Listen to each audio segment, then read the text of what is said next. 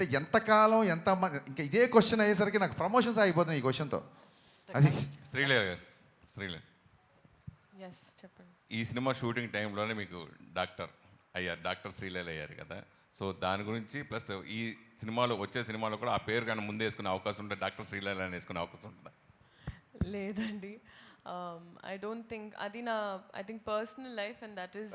Leela garu, sorry to interrupt you. ఈ question Suresh garu ఏదైతే ఉందో ఈ క్వశ్చన్ మా సినిమా ప్రమోషన్కి ఉపయోగపడే క్వశ్చన్ కాదు. ఆవిడని యాక్టర్ శ్రీలీలగా అడగండి. డాక్టర్ శ్రీలీలగా మీరు ఎంత బాగా చదువుతున్నారు, పేషెంట్లు ఎలా చూడబోతున్నారు. నేను అడిగింది శ్రీలీల, నేను ఒప్పుకోవట్లా. నేను శ్రీలీలని అడిగా, నేను ఒప్పుకోవట్లా. శ్రీలీల గురించి చెప్పండి, చెప్పమ్మా. సో నాకు బాగుందండి, మీరు ఇద్దరు అన్న తమ్ముళ్ళ కొట్టుకోండి ఇక్కడ. ఇంట్లో ఉన్న అన్న తమ్ముళ్ళు చాలుక నాకు. సో సినిమాలో ప్రేక్షకులు హీరో విలన్తో కాన్ఫిడెంట్ అవ్వాలని కోరుకుంటారు. అలాగే సురేష్ ఉన్నప్పుడు ఆడియన్స్ ఎక్స్పెక్టేషన్స్ మ్యాచ్ చేయకపోతే కష్టం కదా. ఇప్పుడు ఆయన క్లిక్ బేట్ దొరికింది. చెప్పమ్మా.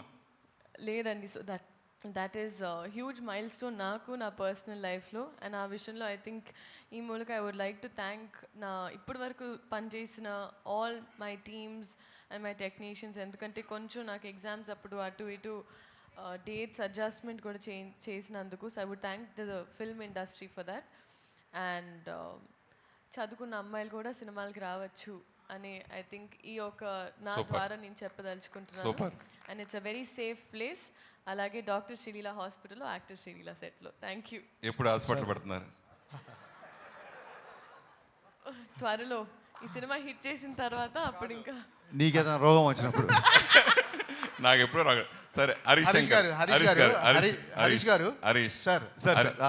గారు సార్, ఈ cinema Ustaad Bhagat Singh pre release వేడుకలో పవన్ కళ్యాణ్ గారు ఒక క్లారిటీ అయితే ఇచ్చారు సార్.